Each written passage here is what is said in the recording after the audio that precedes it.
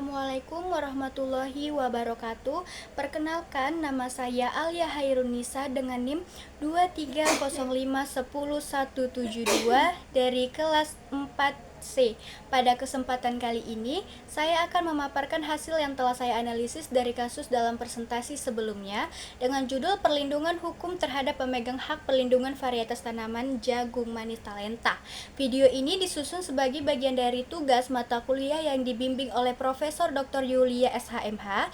Semoga paparan yang saya sampaikan dapat memberikan gambaran yang jelas mengenai kasus pelanggaran hak atas varietas tanaman serta aspek hukum yang berdasarkan Undang-Undang Nomor 29 Tahun 2000 tentang varietas tanaman. Baik, langsung saja.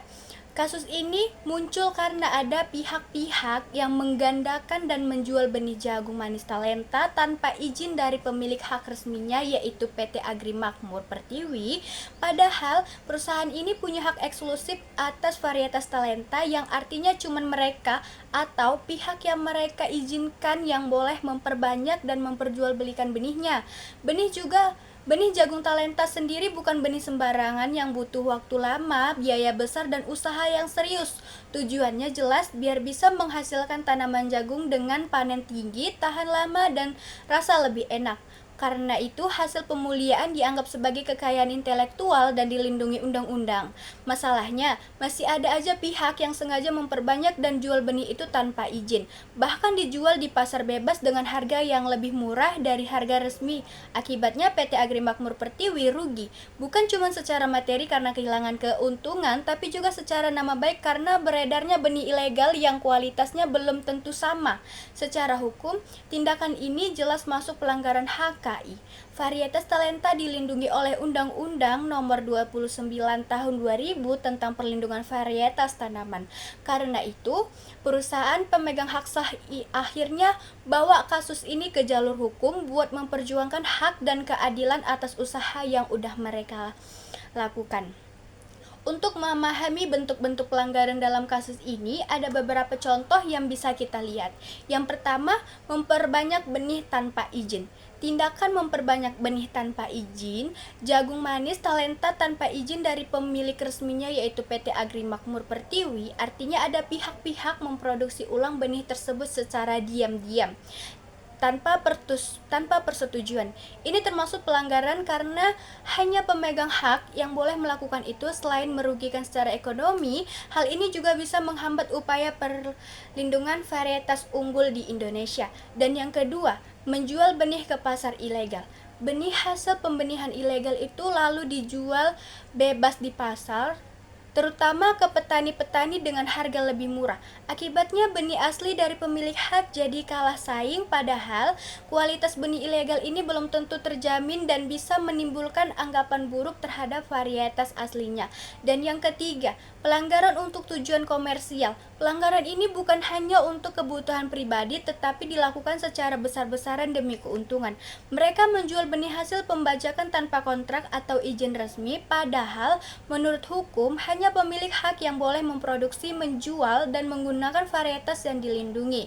Semua tindakan ini melanggar Pasal 6 Ayat 3 Undang-Undang Nomor 29 Tahun 2000 yang memberikan hak eksklusif kepada pemegang PVT. Jadi tanpa izin semua kegiatan tersebut dianggap melanggar hukum. Analisis berdasarkan undang-undang yang berlaku. Agar lebih paham soal hukum dalam kasus ini, perlu melihat aturan-aturan yang berlaku, terutama yang berkaitan dengan hak perlindungan varietas tanaman atau PVT. Dasar hukum utama yang mengatur mengenai perlindungan terhadap varietas tanaman di Indonesia adalah Undang-Undang Nomor 29 Tahun 2000 tentang Perlindungan Varietas Tanaman. Dalam undang-undang ini ada beberapa pasal penting. Yang pertama, Pasal 1 Angka 2 menyebutkan bahwa hak PVT adalah hak khusus yang diberikan oleh negara kepada pemulia tanaman atau pemegang hak untuk menggunakan sendiri varietas tanaman yang dimaksud atau memberikan izin kepada pihak lain untuk menggunakannya.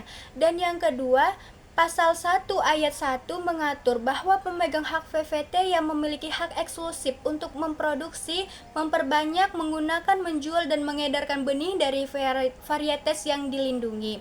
Dan yang ketiga, pasal 6 ayat 3 menyatakan larangan kepada pihak lain untuk melakukan kegiatan seperti produksi, penggandaan, dan penjualan terhadap varietes yang dilindungi tanpa izin tertulis dari pemegang hak. Apabila terjadi pelanggaran seperti kasus jagung talenta ini, maka ada beberapa jalur penyelesaian sengketa yang dapat ditempuh, yaitu yang pertama ada litigasi atau pengadilan. Berdasarkan pasal 67 Undang-Undang Nomor 29 Tahun 2000, pemegang hak dapat mengajukan gugatan ke pengadilan negeri terhadap pihak yang melanggar haknya. Gugatan tersebut dapat berupa permintaan penghentian perbuatan melanggar dan atau permintaan ganti rugi. Dan yang kedua, non-litigasi atau alternatif penyelesaian sengketa. Selain melalui pengadilan, penyelesaian juga bisa dilakukan melalui mekanisme alternatif seperti mediasi, konsiliasi, dan arbitrase. Dasar hukumnya merujuk pada Undang-Undang Nomor 30 Tahun 1999 tentang arbitrase dan alternatif penyelesaian sengketa. Cara ini sering dipilih jika para pihak ingin menyelesaikan persoalan secara damai, cepat, dan hemat biaya. Nah, jadi kesimpulan dari analisis kasus saya ini yaitu kasus pelanggaran terhadap benih jagung manis varietas talenta mencerminkan kurangnya pemahaman dan kepatuhan terhadap hukum hak kekayaan intelektual di Indonesia, khususnya dalam bidang pertanian.